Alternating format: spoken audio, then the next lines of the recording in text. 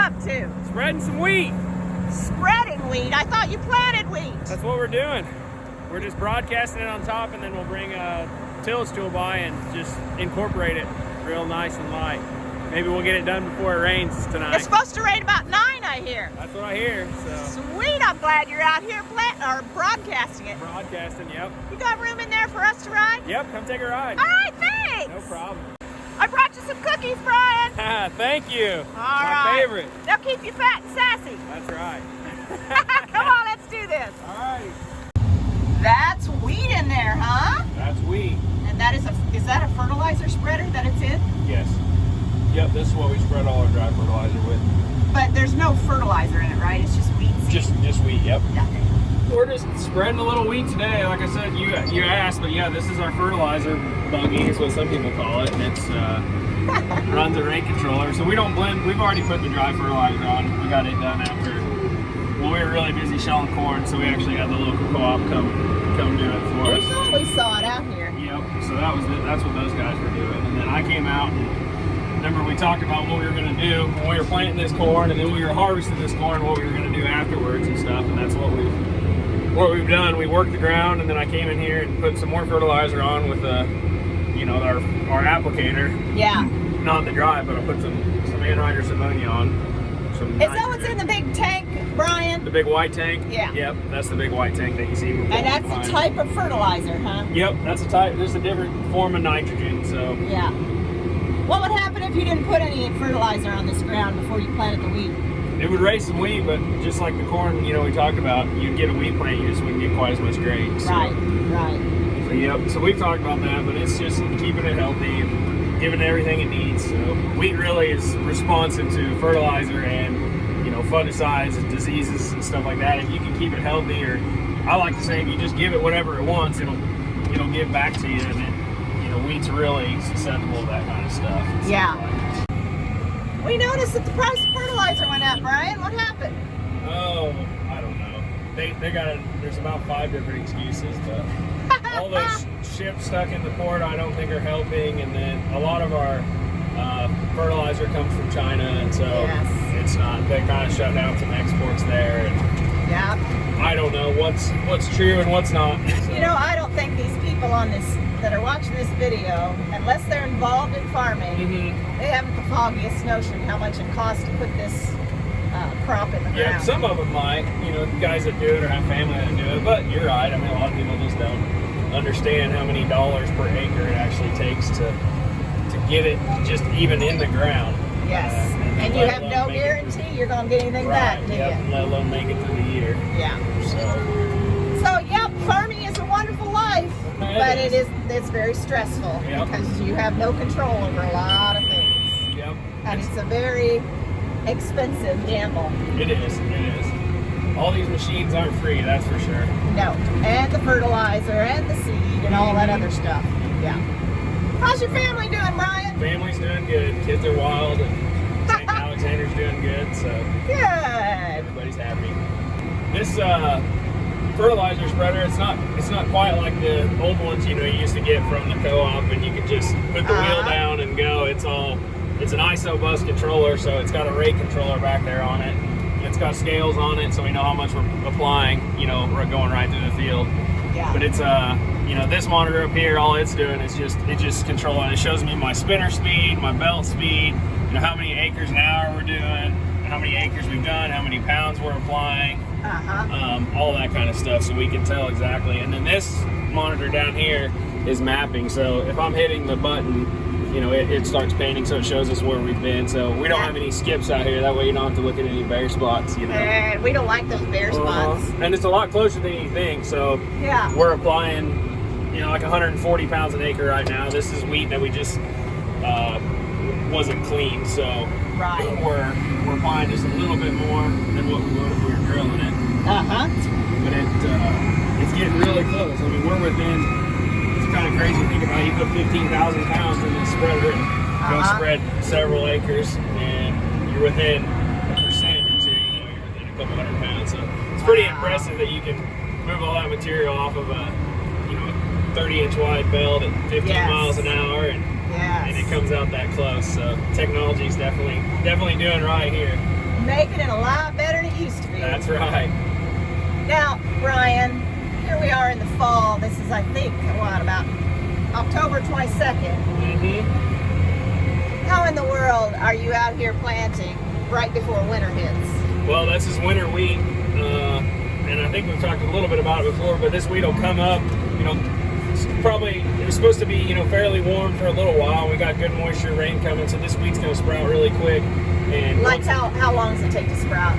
If we get some rain, yeah, we'll see some sprouts in next week sometime. So, and if it gets warm, warm temperatures, and the soil's all been worked down, so the sunshine will hit, get some moisture, and the sunshine will hit it, it'll heat up really easy.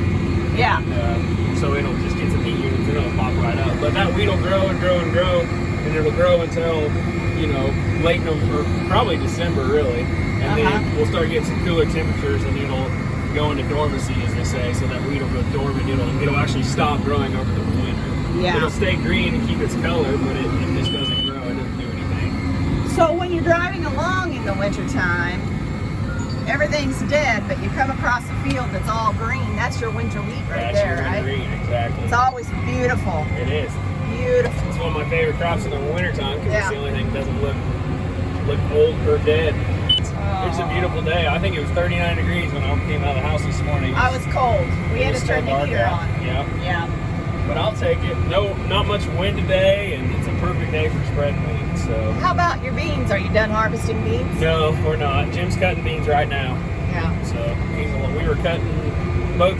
We've been running both combines and then planting a little wheat at night, and then early in the mornings, and then going and combining during the day. And then unfortunately, I had to break down last night, and so I had to take the combine home and took some parts off of it and run down to the place and get the gearbox put back together, get some parts and stuff, and then we decided it was going to be a long drive back to the field, and we really wanted to get this wheat planted before it rained, and so I just left the combine in the shop in pieces right now, and here I am. Were you able to get pieces for it? Yep, got all the parts for it. Awesome. Basically got it ready to put back together anyway, so it won't take more than an hour or two, and it'll be back to moving. So. We're hearing it's harder and harder to get parts to fix your breakdowns. It is. That's sad. Yeah. Because when a crop is ready to be harvested, you really need to get out there and do it, not sit and wait for parts. Yep. You kind of learn your machines.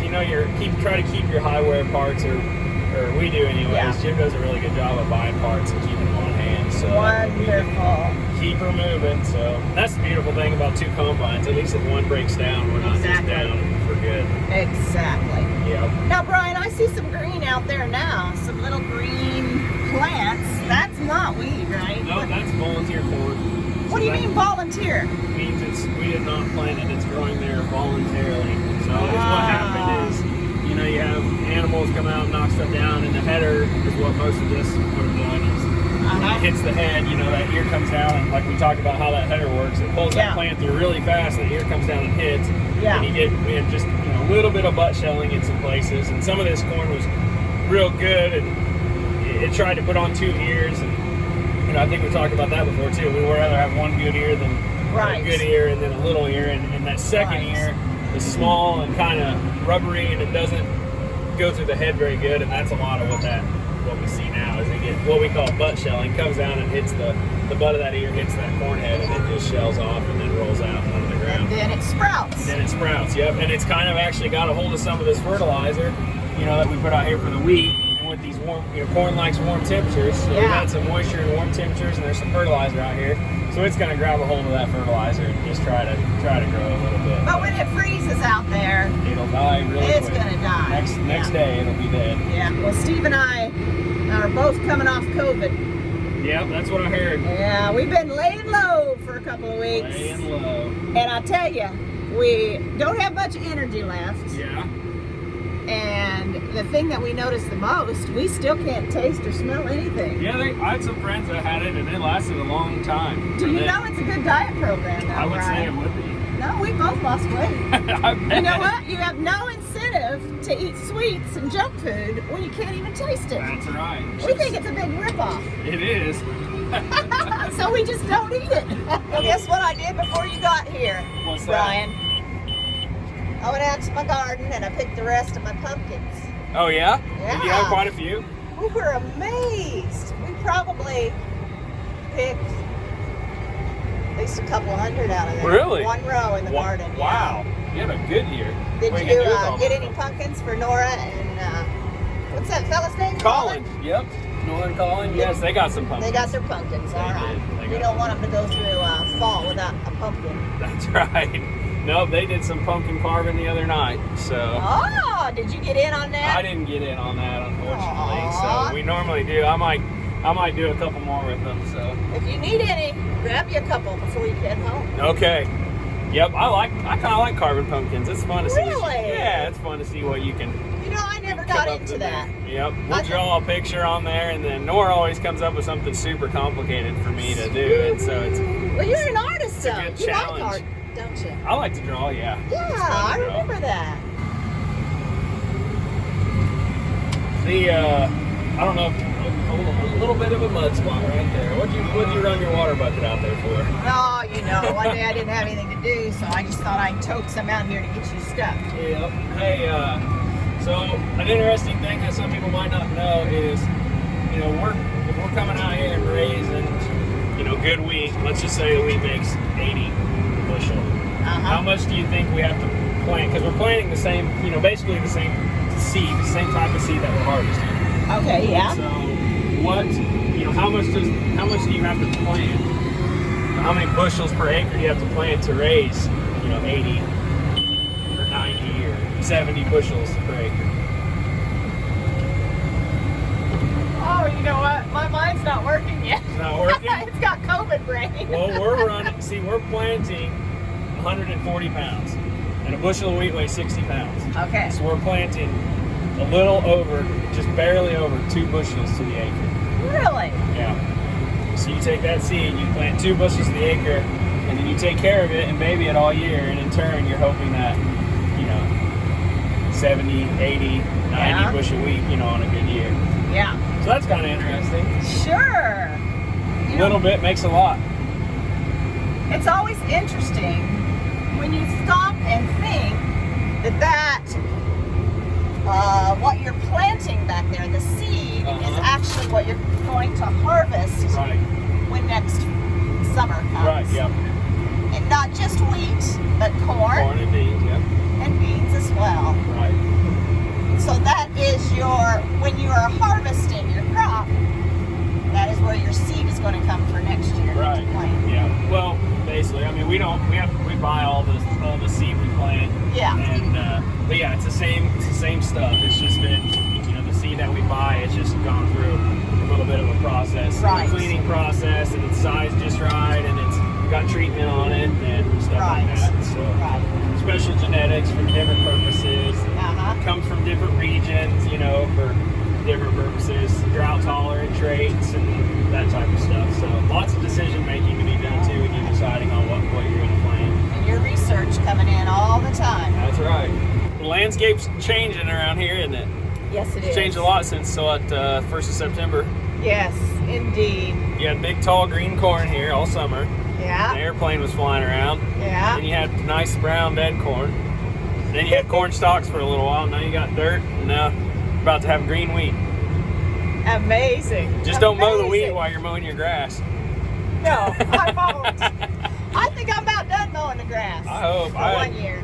had to mow again the other day. I did too. We went 2 weeks because we were sick and we didn't mow. And honestly, when I did get to it this week, it really wasn't bad. So I told Steve, I think I'm done mowing for the year. I bet you have to do it one more time. You think? We'll get this rain and it'll warm up just a little bit.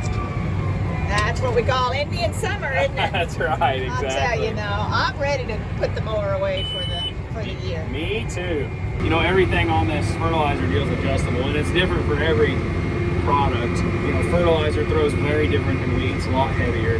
You know, Really? different blends of fertilizer are different, and a lot of that too, like with your rate, is the product density. So like what that product weighs per cubic foot for like what it weighs. And so Yes. you tell the spreader that, and it kind of does its own. It's smart. It's got a control module on it, so you tell it what the product density is, tell it how far the gate's open, and then it does its own calculations and stuff to kind of Right. go back to measure for all that stuff. Amazing. So, yep. Oh, Brian, I'm glad you're smart. But it's nice to you. I mean, spreading it's really nice. Drilling works great.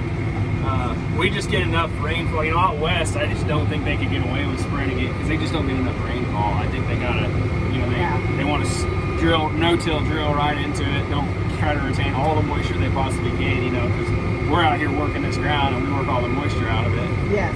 Or most of it, but we know we're going to get a rain in another, in the fall typically it's raining every other week or something like that. Right. So it just works out pretty good for us.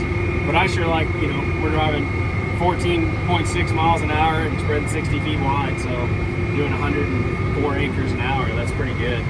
So That's you can get over a lot of ground that way, and then it's on to the next thing. Yeah. So, and we like a day like today, very low wind and everything. I mean, it's just perfect conditions. So we're gonna get this weed spread, and then I'm gonna take this tractor home, I think, and hook onto another tillage tool and help the other guy just get this stuff covered up. So I'll go home, unhook, rehook, and then come back. What are you eating lunch, Brian? Probably gonna go home. Eat 12:20, I guess. You got the peanut butter sandwich on the brain yet? I do. That actually sounds pretty good. Maybe when I go home and switch, I'll make a peanut butter sandwich. That's awesome, yeah. Well, we appreciate all the fine work you do for us. No problem. Glad you guys enjoy it. Just don't fall asleep in your boredom out here. Oh, yeah. We're going too fast for that. Too much going on to fall asleep. Yeah, it's a beautiful day. You don't want to miss a thing. Nope. That's why I like the rate controller stuff, because it keeps you interactive with what's going on. Right. The tillage tool, you can get it set her down, and then you can play on your phone or take a nap between turnarounds or whatever, But this deal here is a lot to watch. It's kind of like planting and spraying and all that, You have to think a little bit, huh? Yeah, a little more. You just want to keep an eye, make sure everything's doing just right, because that's the hard thing about spreading too, is if something happens, you don't have to go very far and we end up with some streaks or not enough weed on or something funny. And you can't hide it when it starts to sprout. Exactly. You're like, oh, there's where Brian went to sleep. And then all the neighbors will be asking questions. Yeah, that's right. You'll ruin your reputation real fast. We don't want to do that. Hey, thanks for letting us ride, Brian. No problem. Glad you guys did. Yeah. Well, we'll talk to you again. Yep. See you guys. Bye.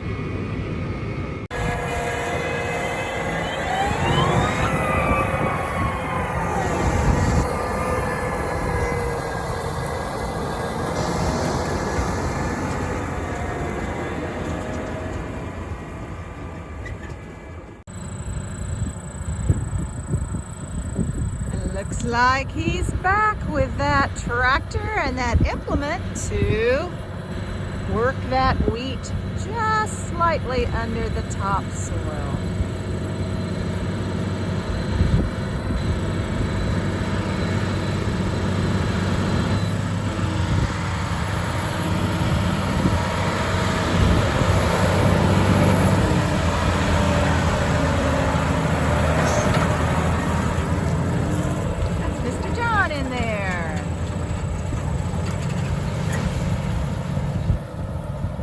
I'll just walk up there and show you what that is doing. As you can see, here's the little pieces of wheat seed. See them? Laying right there on top of the ground. Right there. And right over here is where he's just come through and just barely hit the top of the surface of the soil, just to work those seeds underneath just a little. Give them a chance to sprout when that rain hits tonight. Not too shabby, huh? Not too shabby. You see this right here? That's one of those volunteer corn seeds that has sprouted that Brian talked about. There's some more.